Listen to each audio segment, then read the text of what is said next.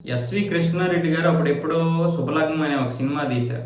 అప్పుడే రోజాకి తన భర్తని ₹1,00,00,000 అమ్మేస్తారు ఆమని గారు. అదే సీన్ రిపీట్ అయింది భోపాల్‌లో. ఏం తేడా లేదు. కాకపోతే అక్కడ ₹1,00,00,000 ఇక్కడ 1,50,00,000. 43 ఏళ్ళు ఉన్నటువంటి భోపాల్ వ్యక్తికి 23 సంవత్సరాల క్రితం ఒక మహిళతో వివాహమైతే వాళ్ళకిద్దరు ఆడపిల్లలు జన్మించారు. అందులో ఒక ఆడపిల్ల 16 సంవత్సరాలు, ఇంకొక ఆడపిల్లకి 19, 18 సంవత్సరాలు. పెళ్ళిడికి వచ్చినటువంటి పిల్లలు. అయితే ఈయన ఎక్కడైతే పని చేస్తున్నాడో ఆ పని చేసినటువంటి ప్రదేశంలో 53 సంవత్సరాలు ఉన్నటువంటి ఒక మహిళని ప్రేమించాడు. వాళ్ళిద్దరూ అక్కడ ప్రేమలో పడ్డారు. అప్పటి నుంచి ఇక కుటుంబాన్ని నిర్లక్ష్యం చేయడం మొదలుపెట్టాడట.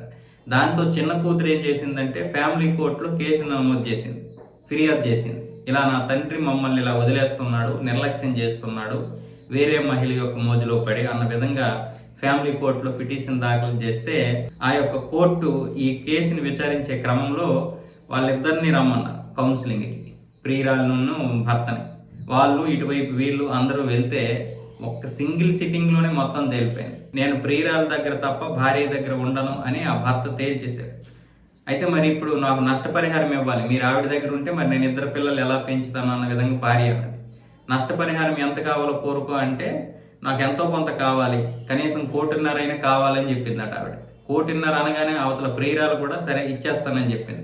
కోర్టు సమక్షంలోనే అలా జరిగేసరికి జడ్జి కూడా ఏం చెప్పాలో అర్థం కాలేదు. నీకు సమ్మతమేనమ్మా, నువ్వు 1,50,00,000కి మీ భర్తను అమ్మేస్తున్నావంటే నా భర్తని ఇచ్చేస్తున్నాను ఆయన ప్రియురాల దగ్గర, మళ్ళీ ఆయన వచ్చినా వృధానే, అటువైపే ఉంటుంది మనసు.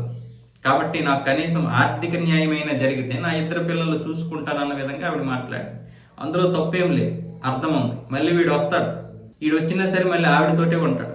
మళ్ళీ రోజు తగువులు, ఇంట్లో గోల, ప్రశాంతత ఉండదు. ఎందుకు? ఆవిడ చెప్పిందే కరెక్ట్. ఆవిడ కూడా 1,50,00,000 ఇవ్వడానికి ఒప్పుకుంది. ఆ 1,50,00,000 ఎలాగంటే డూప్లెక్స్ ఇల్లు, అలాగే 27 లక్షల రూపాయల క్యాష్ కోర్టు సమక్షంలోనే ఇస్తానని చెప్పింది వ్రాతపూర్వకంగా. ఆ విధంగానే ఇచ్చేసింది. ఇప్పుడు ఆ డూప్లెక్స్ ఇంట్లోకి ఇప్పుడు ఇద్దరు పిల్లలు, భార్య వెళ్తారు.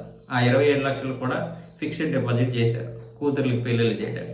ఈ చిత్రాలు ఇంకెన్నో విచిత్రాలు మనం ఈ దేశంలో చూడాల్సి ఉంటుంది. ఇంకా ఏం జరుగుతాయో కూడా అర్థం కాదు. కానీ దరిద్రం అంతా ఎక్కువగా మనం చూసేది మధ్యప్రదేశ్, లేకపోతే మహారాష్ట్ర, లేదనుకుంటే ఉత్తరప్రదేశ్, బీహారు, హర్యానా ఈ ప్రాంతాల్లో చూస్తాం.